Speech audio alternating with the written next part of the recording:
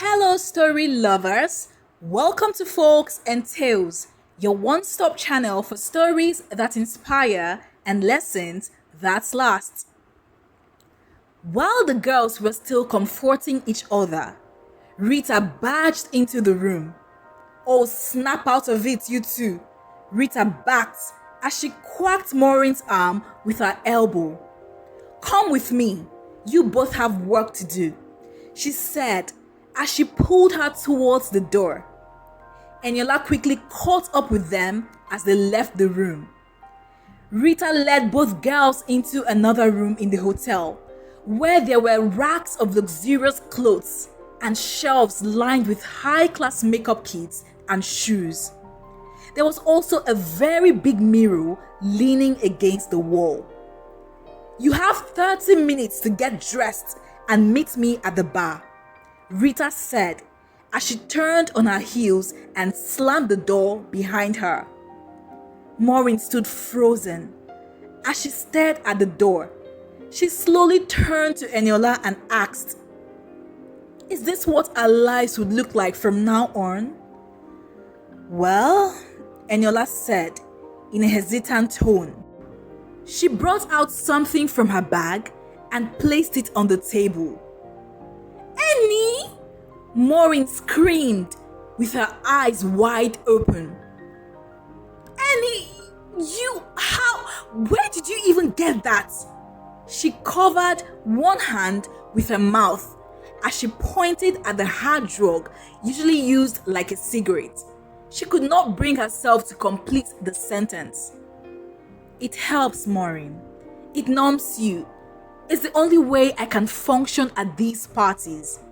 You need it too," Eniola said as she lit it to inhale and she took a slow drag, then passed it to Maureen. Maureen held it for a while, hesitated, but after a little while, she brought it to her lips and inhaled slowly, only to be cut off by a cough. Eniola only laughed lightly, handing Maureen a bottle of water to drink. "You'll get used to it. It usually happens like this the first time." The girls wore their makeup with Eniola smoking, and Maureen was still hesitant to try it again. After a while, Maureen noticed that Eniola's mood had changed.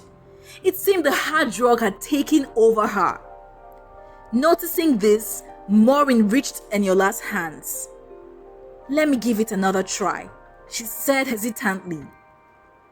This time, when she gave it a try, she felt a warm sensation spread through her body. She could feel her anxiety lessen, and she suddenly felt light and calm. "It does help," she said with her eyes closed as she felt all the changes happening to her. Both girls giggled as they had forgotten the situation they were in. They talked and laughed while they did each other's hair and makeup. It felt almost normal, but deep down, they knew this was just a mechanism for them to cope. Not long after, Rita called for the girls to meet her at the bar. Both girls were high as they slumped into the bar, their laughter drawing curious stares from others. Rita looked as a playful smile spread across her lips. "Come," she said to both of them. "Let me introduce you to some fine gentlemen." The rest of the party went by in a haze for both girls. There were excessive drinking, dancing, and smoking. They partied like they didn't have a care in the world. Deep down, however, lingered the unease that they pushed aside with more drinks and the hard drugs they smoked. Maureen woke up the next morning with a splitting headache. As the sunlight shone into the room, she felt her eyes burning. When she tried to stand up, she felt a weight on her. Then she looked beside her and saw a man on the same bed with her. Instantly, she felt like vomiting. She hurriedly flung the man's arm that crossed her body and ran to the toilet.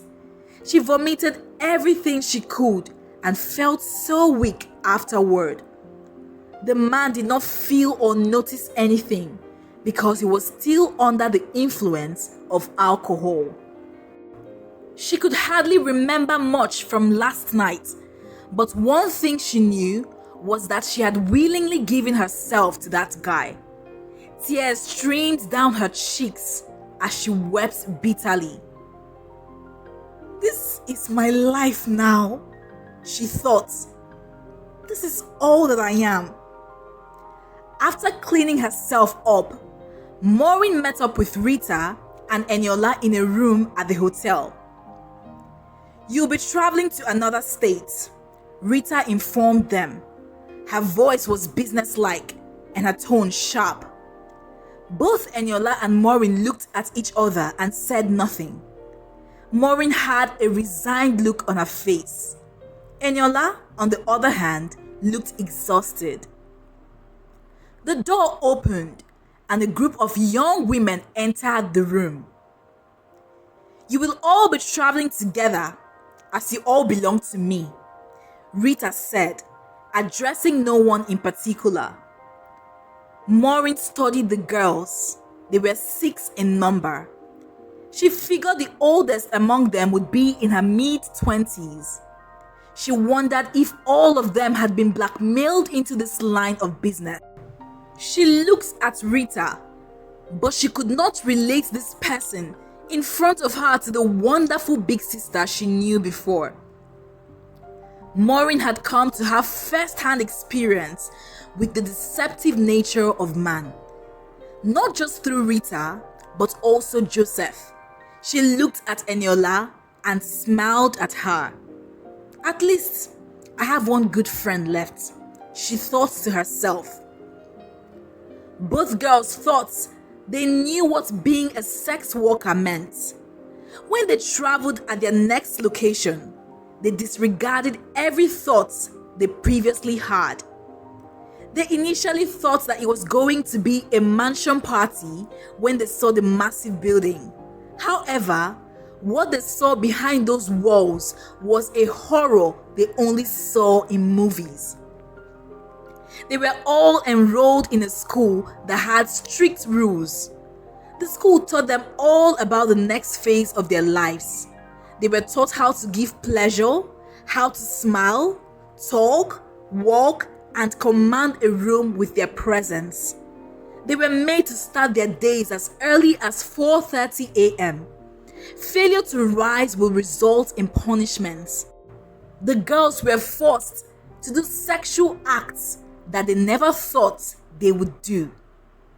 Their instructor, Madame Stone as the girls called her, was a French lady in her 50s. She always wore black. Her expression gave no room for humor as she never smiled. Her punishments were worse as they did not bring about physical scars, but they broke you down mentally. "We cannot hurt the merchandise," she would say when the punishment is being meted. 2 weeks after they arrived, Eniola violated one of the rules and was punished. That day, she was carried away by 2 men and brought into a room, after which Madame Stone injected a strange liquid into her. Eniola had heard about this procedure and its effects, but she had never experienced it, so she did not care much for it. After she was injected, she was tied up tightly, restrained so that she would not be able to scratch or bite herself. Are these people not doing too much? Eniola asked herself as she was thrown into a dimly lit room that had no furniture. We are being treated like mental patients here, she thought, feeling anger rise within her. Finding a spot to sit down, Eniola waited for the whole ordeal to end quickly. To her disappointment, this experience shattered her will completely. The itching began on a very mild scale. 5 minutes after the injection was given to her, she boasted to herself that the effect of the injection wasn't so harsh as the others told her. However, by the time she reached the 10-minute mark, the itching intensified. Eniola felt it everywhere. Her ribs, back, and even her scalp itched madly. All her thoughts became consumed by this overwhelming sensation. I need to scratch myself, she thought, and her internal cries turned into screams that echoed off the walls. In desperation, she tried to rub herself against the wall because she was tied up, but to her frustration, she realized she couldn't take it anymore. Please, I will be good. I won't disobey the rules or be disrespectful anymore. Please make it stop. Eniola screamed as tears streamed down her face uncontrollably. At one point, she panicked, unable to sit still as she thrashed about in the room. This torment lasted 30 minutes, but for Eniola, each minute felt like eternity. When Eniola was finally brought back, Maureen rushed to her side. Upon seeing how dazed Eniola appeared, she gasped. Her friend had been taken away just an hour ago. What could she have endured to look so rough-handled? Annie, Maureen called softly. Eniola slowly turned her gaze to Maureen and spoke in a low tone. Promise me, Maureen, that you will never disobey the rules. They will break you if you do. They will torture you. Maureen's heart began to race as Eniola's words sank in. She nodded and hugged Eniola tightly. Days turned into weeks and weeks into months. The girls at the academy had been molded into their professions.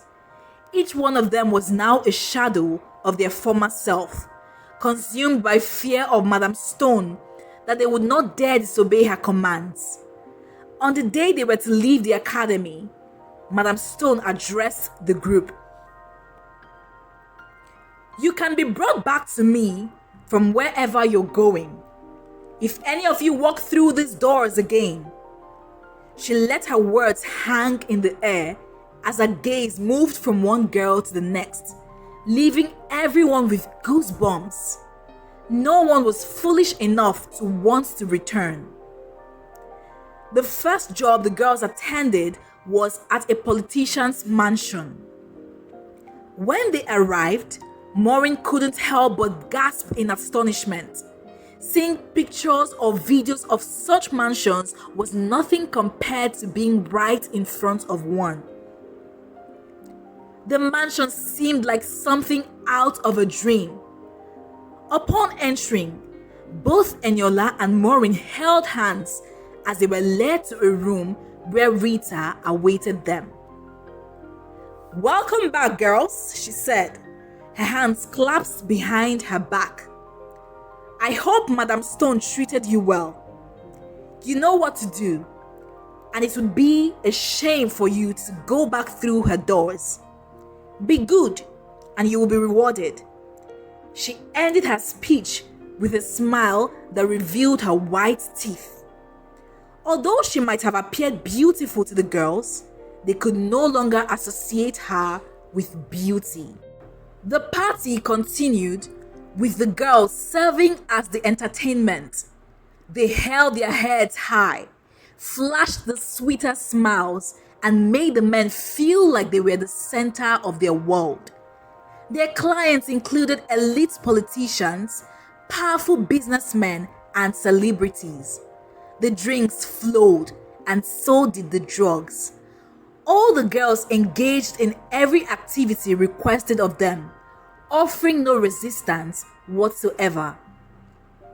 The next party was on a big boat in Abuja, where a businessman hosted local and foreign investors. This party turned out to be wilder than the one at the mansion.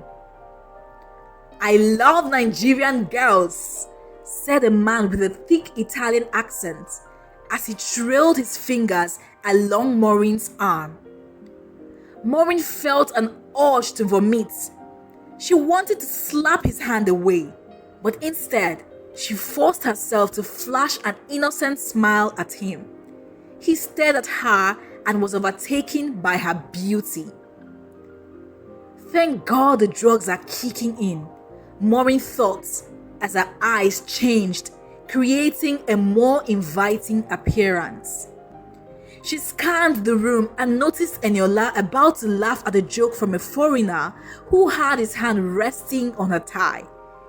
Eniola looked over at Maureen and flashed her a smile when she caught her gaze.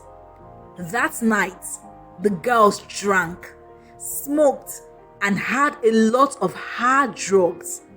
They passed out along the line, not remembering what had happened when they woke up the following day. Months and years flew by in their lives. School became a thing of the past. Maureen and Eniola barely visited home. They only sent money back each month. One good thing that came from it all was that Rita, who managed the girls' money, always ensured they were paid. However, no one knew when they would be able to escape this hell. Clubs, parties, drugs, men, and women became the girls' lives. They had forgotten the simple dreams they once had and could not recall a life that did not revolve around these things. At one party, the girls were auctioned off as slaves, experiencing another kind of horror that left them desiring more drugs to forget their real selves. One day, while they were in a hotel room where they were detained, Eniola looked at Maureen, the once naive and sweet girl who had changed into a club girl. "Maureen, do you remember what life used to be like before now?" she asked. Maureen looked at her as she exhaled the smoke she had been holding in. She gave Eniola a sweet smile and replied, "I miss my mom," before breaking into tears. "I miss my family, Eni, my siblings, my dad. I know that they are okay, but I want to see them. I want to see them, not just talk on the phone, but in person. I want to be normal." Eniola walked up to her and hugged her closely. "We will get out of this one day," Eniola promised as she patted her back.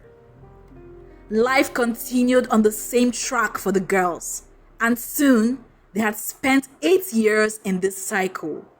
At this point, both girls had grown distant from each other due to not always being around one another. Rita separated them because she disliked how much they relied on each other.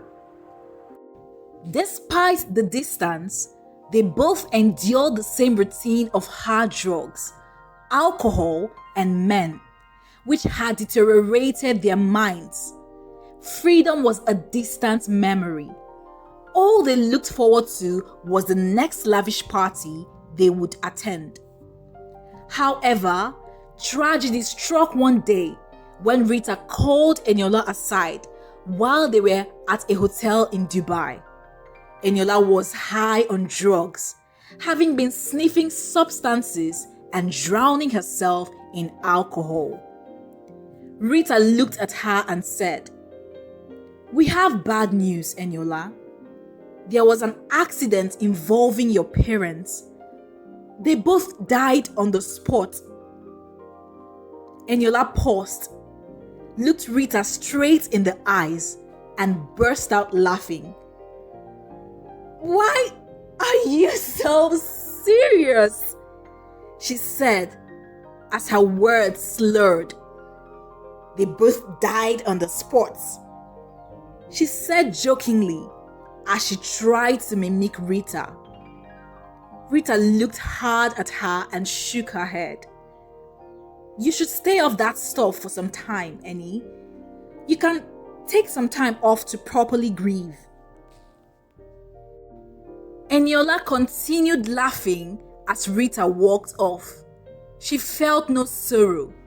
It was hard to ascertain if she understood what Rita told her, as all she had in mind was how mind-blowing the party that night would look like. The next day, after Eniola sobered up, the horror of Rita's news sunk in. She cried so hard that her tears couldn't stop flowing. She called her parents' number but had no response. She called her only friend, seeking comfort, but Maureen's phone was switched off. The reality of her life became clear to her. Her pain was not physical but emotional. She just needed it to stop. She needed to feel painless, so she took some pills, drank alcohol, and smoked, but the pain was still there. She repeated her actions over and over until she felt no pain and her eyes felt heavy. That day, Eniola shut her eyes and never opened them again. She had overdosed on everything just to stop feeling the ache of losing a loved one. When Rita got the news, she acted casual, as she was used to seeing these girls die like this. Not all the girls lasted long enough. Most of them died from the excessive drugs. However, she did hold off from telling Maureen about Eniola's passing because she knew how devastated she would be. So months passed, and Maureen, who had tried several times to reach Eniola, became fed up. When she got back to Lagos, Nigeria, for an exclusive event she was to attend, she asked some girls who worked together with Eniola about her and received the shocking news. Luckily, Rita was available, so Maureen confronted her and confirmed her death. Maureen broke down completely. She had been holding on to a little bit of hope that the news was false, but coming to hear it from Rita meant that it was true. Maureen sobbed as her shoulders trembled. She looked at Rita with her tears-filled eyes. "I bet you are happy, right? You ruined our lives for what? A little more cash in your pockets. I used to think of you like a big sister. I used to thank God that you came into my life after my mother passed away. You are so heartless, Rita. And one day, you will face justice for all the innocent lives you've taken." Maureen stormed out of the room after saying this. She went up to the hotel bar and ordered a couple of drinks.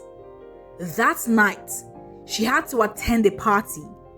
She did not want to, but she knew she had no choice. That night at the party, Maureen acted unruly. She couldn't care less about the consequences. She mocked a lot of the guests, calling them names and labeling them perverts. She told them how they have destroyed the lives of innocent girls. Maureen had to be dragged out of the party. She was led to a room and kept locked there for hours, and all she did was cry. She reminisced about the old days when she had dreams. She remembered the first time she met Eniola. "She's gone," she said through clenched teeth. "I will never get to see Eni again. Rita!" She screamed her name as she kicked everything in the room. While she was still in this mood, the door opened and one of the girls came in. She dropped a bottle of pills on the table and said, "Rita said to take this to calm your nerves. She left immediately after dropping the pills. Maureen sat still on the floor as she looked at the pills. She slowly reached out her hand and took the bottle off the table. She examined it lightly, but was not too familiar with the brand. She did not think much of it, and just as she was about to take them, the door opened again. She looked up only to see May, one of her colleagues, with a terrified look on her face. "Don't take the pills," May said in a shaky voice. "I just overheard Rita. She said you are becoming a problem and you need to be silenced.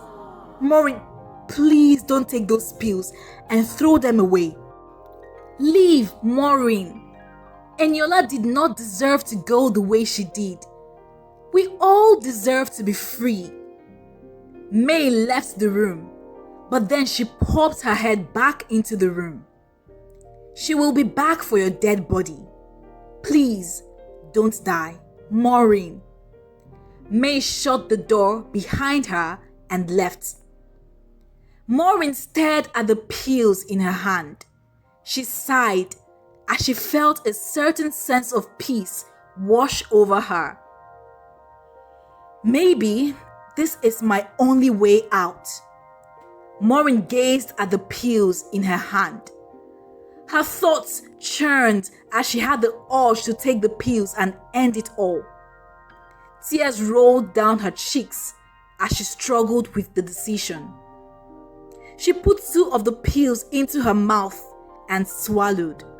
She lay there, just waiting for the effects to kick in while she fell into a deep sleep. Maureen woke up with a start as she couldn't see anything around her. It was dark and she felt cramped up. She tried to wiggle, but she did not have a lot of space to do so. "I am dead?" she asked herself.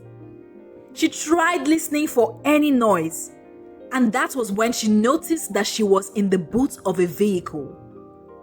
"I'm not dead," she thought. The pills did not work. Deep down, she had this urge to just stay quiet, as she thought this could be her way out. She remembered the words May told her, "Do not die." Taking the pills did not kill her, so she made up her mind to fight as long as she could. Not long after, Maureen felt the car come to a stop. The boot was opened while she played dead. 3 men carried Maureen and threw her body into the bush. Afterward, they drove off and left. Maureen did not move at all, and after confirming that they were gone, she stood up and walked out. She had some scratches on her body, but overall, she was fine. Maureen was able to flag down the car that took her to the nearest bus stop. It was the early hours of the morning, and she had no phone on her. Maureen simply sat down under a tree, waiting for the banks to open so she could withdraw some cash. She got a lot of glances from people as she looked untidy in a party dress at that hour of the day. Those glances did little to Maureen. She was free and alive, and she shed tears of joy as she sat down there. A couple of concerned people walked up to her to ascertain what was wrong, but she told them that she was fine. Once she was able to get some cash, Maureen called her dad and told him she was coming home. She got snacks to eat and boarded a bus heading to her destination.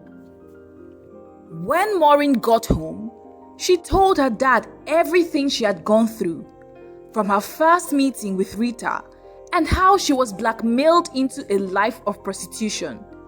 Her father felt so bad and blamed himself for it all.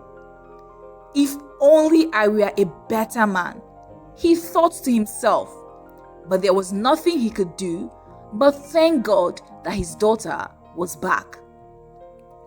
Maureen was sent to a local therapy retreat that functioned as a rehabilitation center. She stayed there for 6 months before she was sent back home free from drugs. Maureen vowed not to indulge in any form of substance again. She lived her life in a low-key manner. She opened a boutique, and due to her years in the industry, she was able to apply all the fashion knowledge she had learned to build successful businesses which grew to have various branches in several states. Roughly 3 years later, Maureen's brand became somewhat of a household name, and in one interview, she shared a little bit of her story. She was still scared, but after getting support from various people, newspaper publications, and media houses, Maureen eventually told her full story. Her story made waves as various ladies came out to testify as victims too. A wide manhunt was made for Rita, who went into hiding, never to be seen or heard from again.